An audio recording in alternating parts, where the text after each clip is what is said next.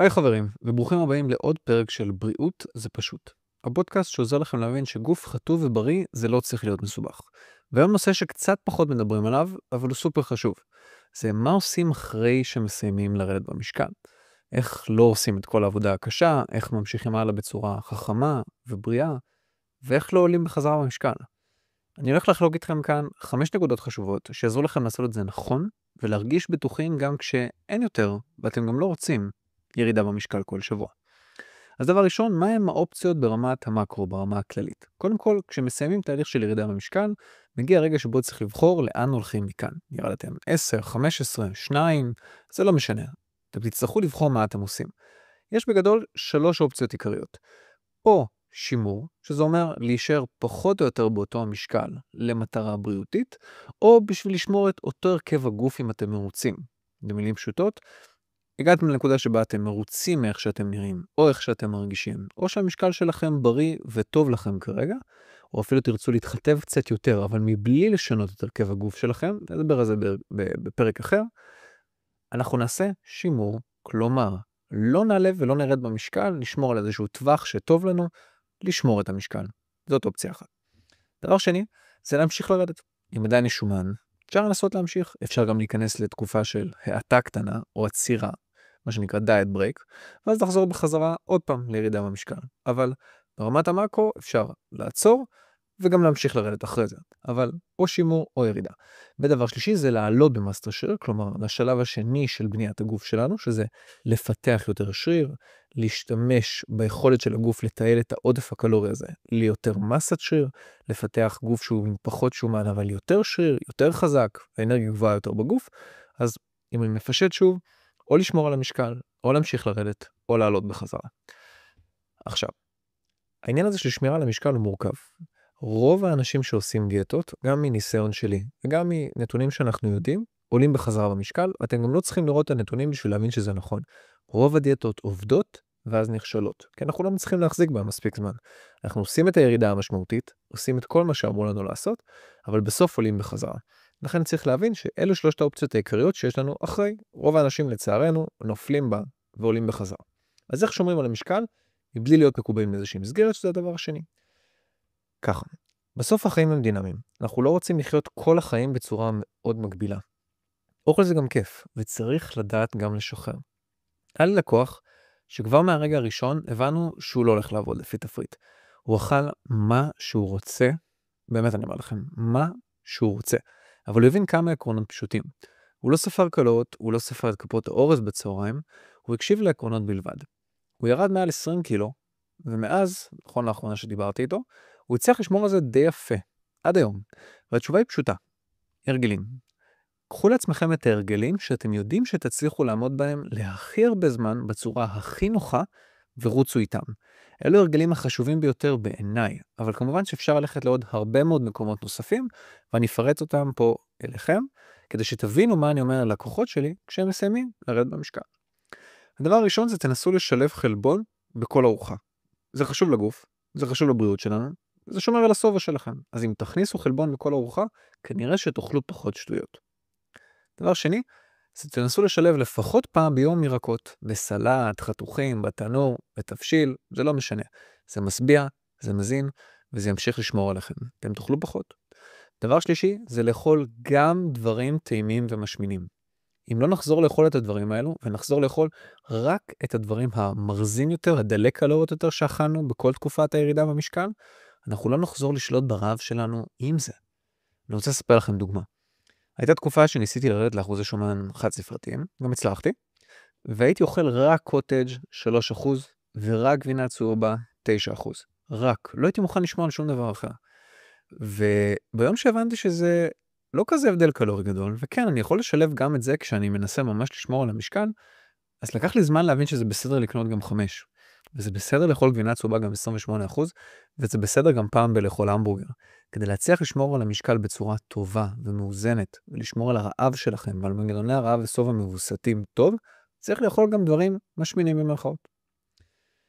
הדבר הבא זה להבין מתי אני אוכל סתם. אתם תגיעו למצב שבו אתם אוכלים סתם. זה קרה לכם לפני, זה יקרה לכם גם אחרי, ואותם ההתמודדויות יצטרכו לקרות גם הפעם. כלומר, אם פעם היה לכם קשה להתמודד עם אוכל בלילה, אז ברגע שתסיימו את הירידה במשקל, זה לא ייעלם, זה כנראה יחזור, ואם לא בהפוך, ואפילו יותר חזק, אז תצטרכו להתמודד גם עם זה, ולהמשיך להילחם בזה.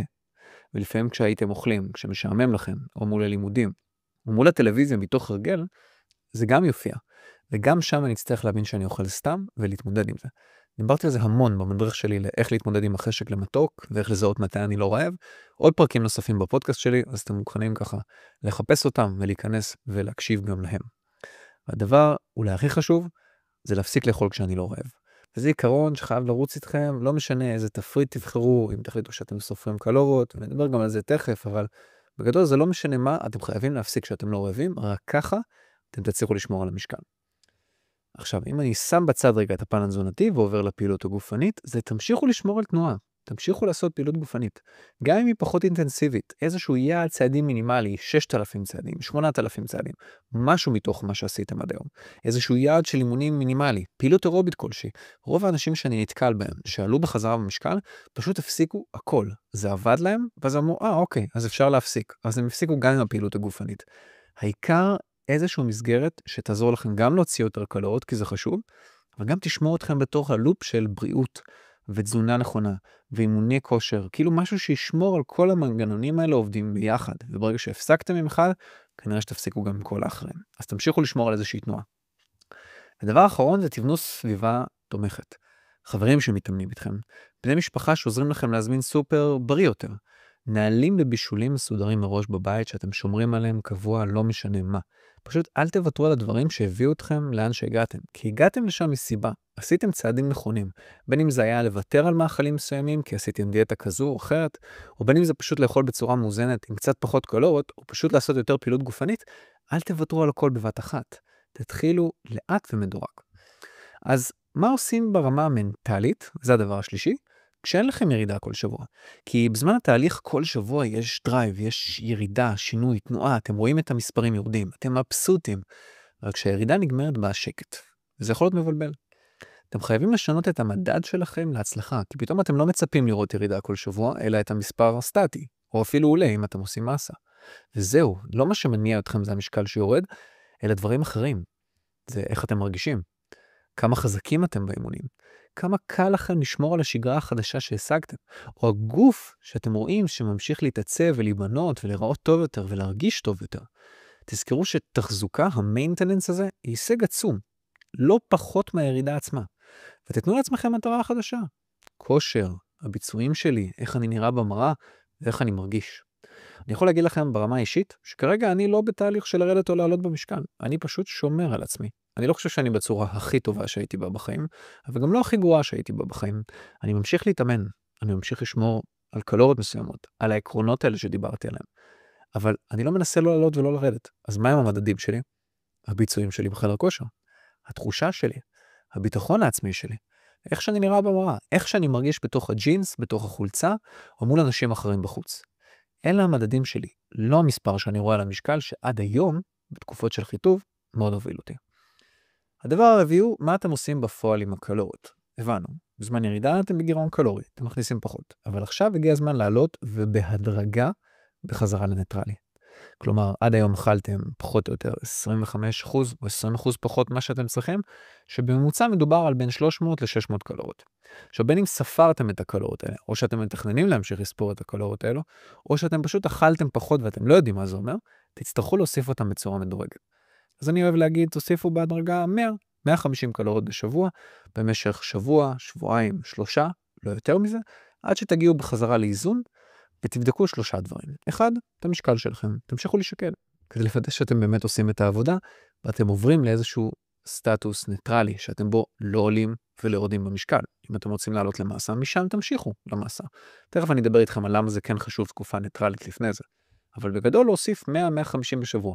אם אתם לא סופרים, פשוט תוסיפו משהו קטן לכל ארוחה. עוד קצת חלבון, עוד קצת בחממה, אולי איזה ירק או 2, משהו מתוק אם זה היה נורא חסר לכם. אבל אחד, קטן, אל תשנו את כל הדברים. אל תחליטו שעכשיו בגלל שהייתם בתפריט מאוד קשוח, פתאום אתם אוכלים לאפה שווארמה כל יום, כי יאללה זה ייכנס, יהיה בסדר. לא, משהו אחד קטן כל פעם. ותסתכלו איך זה משפיע עליכם, מבחינת הרעב, מבחינת האנרגיה, מבחינת מצב הרוח שלכם, וכן, גם מבחינת המראה שלכם. כל פעם קצת. אל תחזרו מיד לאכילה החופשית הזו. זה המתכון להשמנה. אין ברירה. עכשיו, פה אני יכול לספר לכם על לקוח שלי, שסיים את הירידה במשקל ומאוד חשש מזה. כל הזמן אמר לי, מתי אתה מוציא את הפרק הזה? מתי אתה הולך לדבר על הדברים האלו? זה מלחיץ אותי. הוא לא סיים את התהליך והוא כבר התחיל לדבר על זה. וכשהוא הגיע לנקודה הזאת, התחלנו להוסיף לו קלוריות והוא נורא נבהל, כי הוא לא הבין, הוא אמר, מה, אני הולך להשמין עכשיו? זה הולך להרוס את כל מה שבניתי? אז לא, ברגע שעושים את זה מדורג ואיטי, וכל פעם משהו קטן, ורואים איך זה משפיע על התחושה, ואיך זה משפיע על המשקל, ואיך זה משפיע על הגוף, ורואים שזה לא כזה נורא. אפילו לפעמים אתם תראו שאתם מתחטפים קצת במעבר הזה לניטרלי, ונראים אפילו יותר רזים ויותר חטובים, אז אתם תראו שזה הולך יותר טוב. ודבר האחרון, זה לעשות את התקופה הניטרלית הזאת לפני כל שינוי. לא משנה אם החלטתם שאתם רוצים לעשות מסה, להמשיך חיטוב, להישאר כרגע במשקל, אבל סיימתם את הפן העצים של הדיאטה שלכם, אתם צריכים לעשות תקופה ניטרלית קלורית של שימור. למה? זה יכין קודם כל את הנפש שלכם. אחרי תקופה כל כך ארוכה, שבה הקפדתם על תפריט, הקפדתם על לספור קלוריות, אפילו הרגשתם קצת רעבים, זה קשה מאוד לעשות קאט, ופשוט לחזור לאכול הכל כרגיל. המוח לא רגיל לזה, זה לא ברמת הסובה והרעב, לא ברמה הורמונלית, ולפעמים זה פשוט קשה מדי, הסוויץ' הזה. יודעים לעשות את הקאט הזה כדי לעשות הפרדה. גם בחשיבה, אבל גם בפרקטיקה. הייתי בתקופה של ירידה במשקל, עכשיו אני מנסה לשמור עליו ועל הגוף שלי בריא יותר. הייתי מנסה להתחתב, עד עכשיו ניסיתי להתחתב, עכשיו אני מתמקד בלפתח מסת שריר ולהתחזק, או פשוט ליהנות מהגוף שלי. ולפעמים זה הולך לאיבוד. אני רוצה לתת לכם עוד דוגמה. היה לי מתאמן שרצה להעלות את המסה אחרי הדיאטה, הוא הרגיש מאוד רזה, בפנים, בגוף, כאילו הבטן ירדה, אבל הוא היה מאוד מאוד רזה בדברים אחרים. והוא הרגיש רע עם זה שהוא רזה, אז הוא אמר, יאללה, אני רוצה לעלות במשקל, ואז הוא שחרר כל רסן, יותר ממה שכוון, והוא השמין יותר מהצפוי, עלה כמה קילו יותר ממה שהוא היה צריך לעלות בפועל. הוא התחיל להרגיש רע, והוא עוד פעם נכנס ללופ הזה, הוא אמר, טוב, אני אצמצם קלוריות, אני נכנס עוד פעם לחיטוב, ואז לא עשינו כלום בתקופה של המסה, שהוא רצה לעלות, כי הוא לא ממש צריך לפתח כוח, כי הוא נורא מהר כבר חזר בחזרה לחיטוב. ואני אוהב לעשות את הקאטים האלו בדיוק בשביל זה, לעשות סוויץ' בחשיבה, סוויץ' בראש, סוויץ' בפרקטיקה, כי אי אפשר לשנות הכל בקיצוניות. אז בואו לסיכום, כי נגענו פה בהרבה דברים, ויש פה עוד הרבה דברים להיכנס אליהם, אבל זה כבר צריך לתת לכם כיוון. מה עושים כשסיימתם לרדת במשקל? אחד, בוחרים כיוון. לשמר, להמשיך לרדת, או לעשות מסה ולעלות במסת השריר שלנו וגם במשקל. הדבר השני, זה להבין שהשגרה ולא התפריט הוא הסוד. הדבר השלישי זה לשחרר את הראש מהמדדים הקודמים, ממה שאז ציפיתי שיקרה, ולאמץ לעצמי מדדים חדשים, הגוף שלי, הבריאות שלי, התחושה שלי. זה לאזן את הקלוריות בהדרגה, ולא לקפוץ ישר למה שהיה קודם, או אפילו מעבר לזה, בהדרגה. וחמש, לתת לגוף תקופת התאקלמות לפני כל שינוי נוסף, לא משנה מה אני מחליט. גם זה לשמר, או גם זה לעלות במסה, ניטרלי קטן, כדי לאזן את הכל וגם את הראש. והכי חשוב, תזכרו שמה שבניתם בתהליך זה לא רק גוף, זו ממש זהות חדשה. אתם בן אדם שמקפיד על הדברים האלה. ודיברתי על העניין הזה של שיח חיובי, ועל דימוי עצמי. אתם פיתחתם לעצמכם זהות חדשה. אתם עכשיו אדם שעושה את הפעולות האלו. אתם לא תפסיקו להיות בן אדם כזה. ולזהות הזאת יש חיים שלמים, מלאים, שלכם לגדול בתוכם. אז אם אהבתם את הפרק הזה, תשתפו אותו עם חבר או חברה שמסיימים או סיימו תהליך כזה של ירידה במשקל לאחרונה. זה בדיוק הזמן לתמוך בהם ולתת להם לעשות את זה נכון. אם יש לכם שאלה נוספת, או שאתם בעצמכם בסיום תהליך, תכתבו לי באינסטגרם או בוואטסאפ, אני תמיד שמח לשמוע ולעזור. נתראה בפרק הבא של בריאות זה פשוט. יאללה ביי.